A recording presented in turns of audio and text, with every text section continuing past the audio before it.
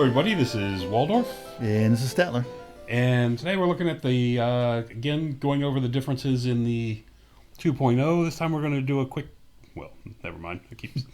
It's never quick. It's never quick. We're going to go over a quick, we're going to go... Say it again. We're going to go over a list of the things that we liked about the 2.0 changes. And these are things that we really liked that are real thumbs up. There are things that we think were fine changes, but we're not really excited about them. We're not enamored. It doesn't mean that we don't not like them. They just don't make it to the level of the things that we really like. Applaud that they did. Applaud. We think that these are really good improvements, and we hope that they hold on to them for a while. Yes, and expand on them. Yes, and we'll disagree on a couple of them. We'll start with the first one, the Dawn Assault deployment type. This was the type where you start from one side. Where you deploy, you kick only in 3/4 of your back formation, and then you can bring up to 2 units in as reinforcements. I like this change a lot. I like this new deployment type. It's a new deployment type that works within the ranks and flanks concepts. I'm a big fan of it too. Definite thumbs up. Okay. Brings us to the next one, which is one of the new secondary objectives, King of the Hill. And basically you pick a terrain feature and not in your deployment zone. Your opponent does the same thing. If you control yours, and your opponent can't do anything with it, and you can get theirs, or they can't hold theirs any longer, you win the game. It basically means there's 2 objectives on the field that have to be dealt with. Correct. So it's kind of an anti-Death Star to me. Mm-hmm. I really like this as a secondary objective. Yeah, I'm a fan of this one as well. It's a very nice change. That's going to bring us to Magic. I don't think we go into too much details, but everything's different. Because I'm pretty much a fan of the entire Magic phase. The one exception to the Magic changes that I'm not a huge fan of, and I'm saying that only in the fact that I like everything else about Magic, and that is the card system for the Magic Flux is the negative to me. The only other minor nitpick thing would be I'm not thrilled with the exception is you can pick spells 1 through 4 except 1 and 4. Yeah. But again, both those are kind of nitpicky. Overall, Magic is a big thumbs up for me across the board. I'm not huge on the cards, and I'm not huge on bound items work differently than cast spells. Okay. Other than that, doesn't mean I hate them. I'm just not huge on them. Right. I like everything else a lot. Okay. Brings us to shooting. Yeah, I'll start on this one. Aim score. It's just a simplification of how shooting works the same. It's just how they do the aim score. Mm-hmm. It's simple. It's easy to read from your stat line. I really like it a lot. It's a streamline. I love it. It is a streamline, yes. Brings us to volley fire. I like this one just because it always seems strange to me that you had these horde armies of really cheap archers that could outshoot the elite archers because they could get 4 guys for your 1 guy. Correct. That's a good point. And that then after you whittled through all their 50 shots at you, you had to go fight them, and they got +4 rank bonus and +3 rank bonus and everything else. So I think this is a way to balance ballistic-based shooting in the game. Well, being one of the players with the really cheap shooting hordes, I'm not such a big fan of this as you are. But I think this is okay. The volley fire change, I would have been much happier to see the I would have been much happier with the volley fire change if the cost of bows on those big horde units would have gone down. Yeah. So we'll see how they... They have not yet. They may when they do army books. The points are clearly still out of whack. But so I'm kind of in the middle on volley fire as opposed to you being a fan of it. I like it, even though I also have armies that have that, but I still prefer it. That's going to bring us to number 5, the measuring the wheel distance. The measuring the distance you wheel from being from corner to corner of up to 90 degrees. The way you measure the distance you wheeled, I think, for each 90 degrees, it is definitely an improvement. Because I've seen, just because it became such a kind of a point of contention that you're not measuring the arc, you're not doing this. This way, it's simple. A lot of people were doing it this way to begin with. That's the practicality. And I think this is I think it's a good change to incorporate that in. The one exception is we don't like the advance rear models, but Correct, but that'll come into play. that'll and come to play later. But generally speaking, how it's a much more straightforward way how you to measure your wheel distance your front wheel distance. is an improvement. Yes. Charging agility bonus, where the charger gets an agility bonus of +1. I like this change a lot because I think it incentivizes movement and charging in the game, as opposed to, well, I charge or he charge, it doesn't really matter. He's going to get a +1, but that's not enough to make a difference. Yeah, I'm on the opposite here. I think that yes, it makes you want to charge, but it makes failing a charge potentially much more devastating. Yes. And which is a random roll to a large degree. So Correct. if charge distances weren't quite so long and so random effect, and some units weren't so dependent on actually making it, now the unit cavalry comes to mind. Now they're even more dead, right? if they fail. Yes, to me, I think that's more of a. I think what you're talking about is more of a kind of a wish list / downside to what they had. Yeah, I'm just giving an example. Yeah, I understand. Yeah, I'm just saying. I believe in the concept of having a charge bonus. I just don't like agility being so important in the game and going ahead of people potentially. I think is too big of a bonus. Okay, I can see your point. I just again think there need to be incentive things. Yeah. So we're on opposite sides of that one. War machines in combat overrun. In combats and overruns. So, number of changes to war machines on how they fight. Like them all. I like how you have to try to line up against them, so you don't have any of these funky 90-degree turns at the last possible second to clip one guy. Right. Where one guy's clipping and 9, you've got a 10 wide formation. One guy's clipping it, so you can get the overrun you're looking for. Exactly. Don't love that change, and just so it makes the overrun much more. Correct. I mean, you can still do it to a certain degree, but not like you could before, which was just insane. It's not so much a way to help you get to other places on the battlefield like it used to be. And I'm also a big fan of the war machines defending themselves again, where they could not. Where the auto hits. Unfortunately, with me and my crappy goblin wolf raiders, this hurts me because auto hitting war machines was a big plus for me. Yes. But I still think it's better in the rules where it defends, where you do have to still. Then it fights the same way as everything else. So to me, that's streamlining, and I like it. They brought that back. Brings us to flee from combat direction and choice of which to flee from. I think we disagree on this. This is a simplification. No more of this weird angle. I'm going to remove this guy, and now you're going over here. I'm going to charge 2 over as opposed to 1 over, because I want you to go 15 degrees in this direction. All gone. You charge. I hit you. I win. You run straight away from me. Very simple. I am a huge fan of the first part of this sentence. Second part, maybe it's because this is where we split. I tend to play more MSU type of armies, whereas you pick which unit it runs away from. So it allows you to do interesting things as far as if you can gang up on people, you can force them off the flank, you can do different things with them. I just have a looking at my army, I just have a problem of the unit of 40 orcs in front of you pounding away at you, and you sneak a goblin raider or two into their flank, and you can choose to make them run from the raiders as opposed to the unit. I'm not a big fan of. Yeah. I still think they should be running from the one who is the largest. Technically, I think you should be running from the one that does the most damage, but that would be a little complicated to calculate. I still think it should be, if you're not going to calculate that, then it should be the largest. I think you should run away from the ones the fastest, because they're generally going to catch you first.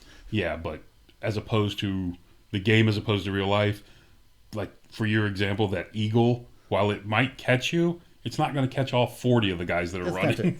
To me, I think from a historical perspective, you're caught and your unit they're not all dead. They just break up. They just evaporate. They just run in all random directions, and they're never going to, at least during the course of the battle, they're not going to come back together again. See your point, but I'm just saying in the games, I love the first part. Second part, I'm not a fan of, but you do. And I like them both.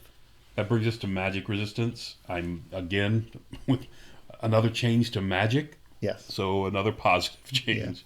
I did not like in the previous editions where magic resistance only helped you if it was a damaging spell. Right. It made magic resistance. And it gave you a rough. +1 ward, and if you didn't have a ward, you got a 6, BFD. Right.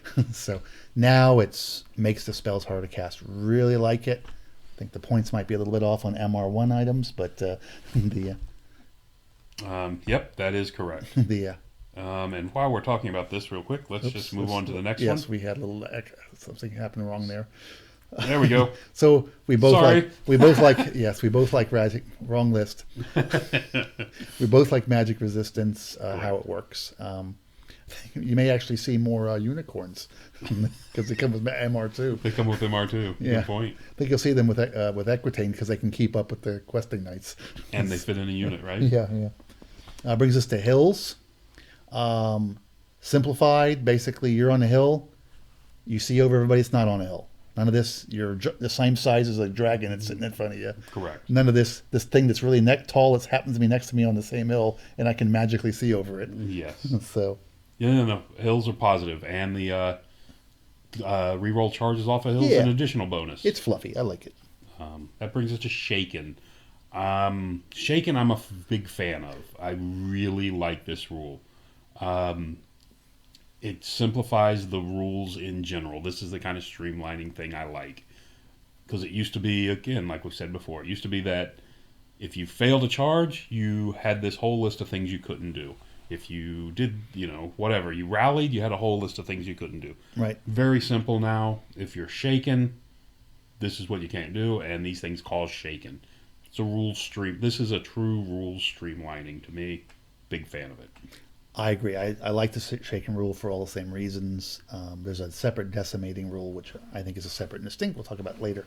But I really like the shaken rules of simplification Correct. and streamlining.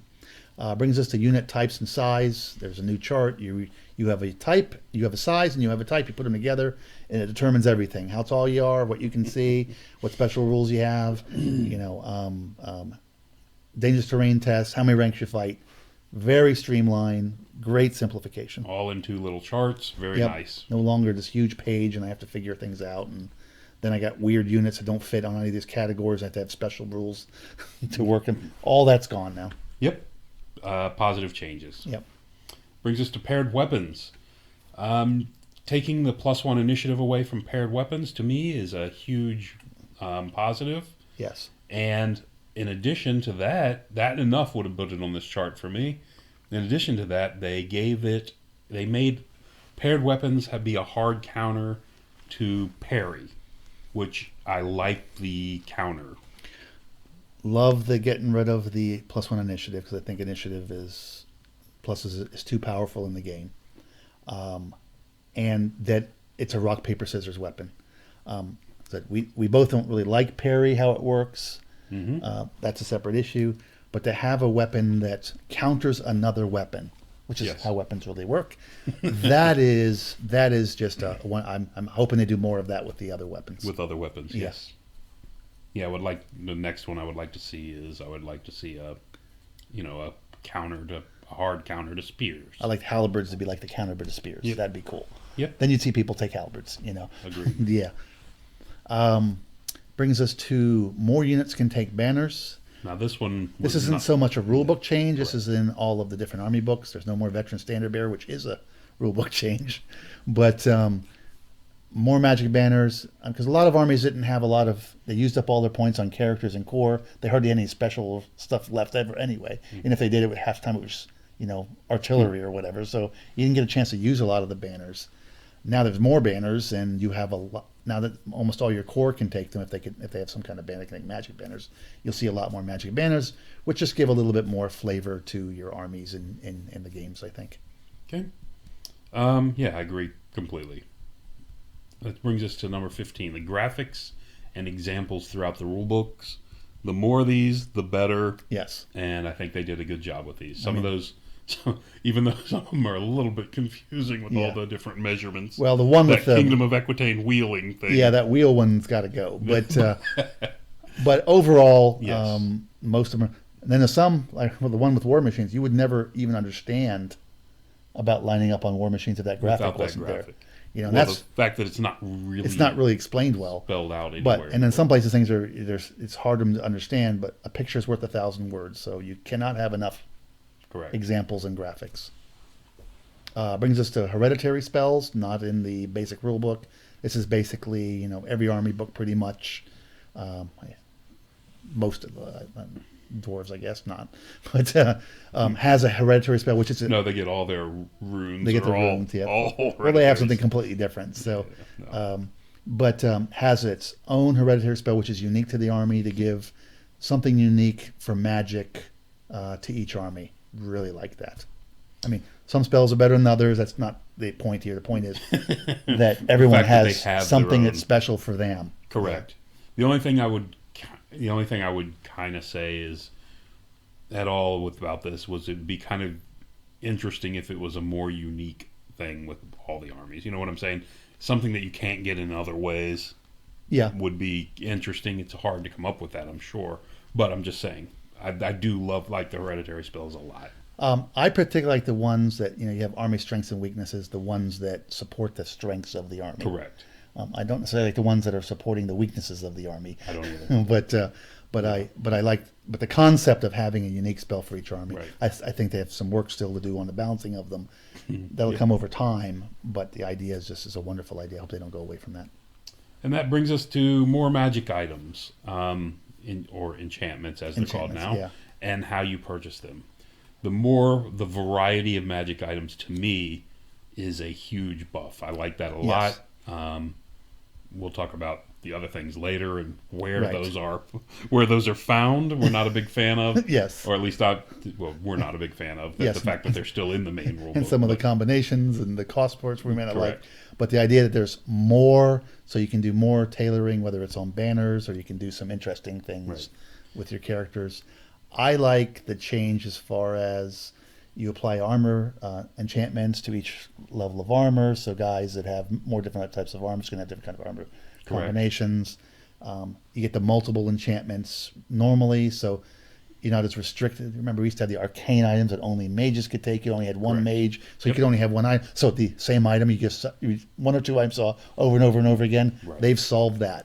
They have. By this, you can now put it on anything you want. There's a couple things that are restricted, but And they're I do specific like item. their dominant restriction, Yeah. where you can only have one really powerful item. Correct, as opposed to multiple. So you can do some neat stuff, I think, and most of it. I mean, some of the weapons combos might be a little game breaking, but that'll come with time of balancing. Right. But you can really do some interesting things for your characters. And that's my negative on how they're purchased.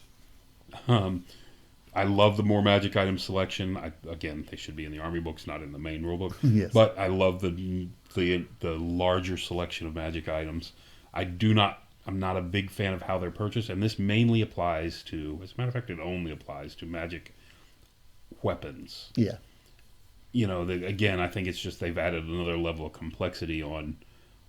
Trying because you've said it many times. They're never going to balance everything, but how to try to balance those? It's like, well, if they put this weapon on a great weapon, this is fantastic. If they put this on paired weapons, it's not so great. It's just that kind of challenge they have to balancing things. They've added that difficulty by allowing things to. I go think it'd be with good different enough, and we'll weapons. talk about this later. But if they focus it on army, in the army books, Correct. that would solve 80% of that problem. But this is kind of where we come down a little bit different. Yeah. I'm a fan of the more magic, not so much on how they're purchased. But Yeah, I'm a fan of the more magic, and I like how they've how you assign them to your Right. to your characters and to your units now. all right, Maybe not the specific things that you assign, but how you assign them. Yeah. so there's a good 17 items Yes. that we think are very positive changes to the rules, and And we agree on the vast majority. and Yeah. and that 17 number goes way up when you talk about magic encompassing a ton of stuff. Right. Like, to me, encompassing spell selection, all Yes. those different things. Yeah, if we broke out magic, it'd be more. Yeah. But it's so these are things. Now you see, there's a lot of things that aren't here. There's a lot of changes that we think were fine. Right. We even somewhat liked them, but maybe it was just a simplification. It didn't that- really stand whatever. out. They just Correct. didn't stand out to be wow. And then there's plenty of things we don't like, and we'll talk about that in another video. But these are the things that we really were into as far as changes. And a good, like I said, the shaken is not a change that's a wow change like you just mentioned. Right. But to me, it is a wow. They really succeeded in streamlining the rulebook Right. with that change. This is the same with the aim scores. The same thing. Nothing's really different. Right. But just how it works makes it so much easier to pick up and calculate. You're correct. Both those two are concept changes in the rules as overall a streamlining that I like to see Right. and really hope to see continued Absolutely. in the rules. Yes. So anyway, that's going to do it for the thumbs up. Yep. Thumbs up for everybody. Thumbs up for everybody. Thank you guys for all the work you guys put into this. Appreciate it. Well, those guys aren't listening. Anyway, when you guys ever run into one of these guys, thank them for doing this. Yeah, because I'm sure they've all blocked our channel. So yeah. If they haven't, they should. Yeah. Something's wrong with. There's something I'm waiting. more seriously. I'm still wrong waiting with them than I for that thought. letter from one of the ninth age lawyers. Cease and desist Cease and letter. desist. Yeah. All right. But anyway, that's going to do it for thumbs up. Thank you for listening. Till next time.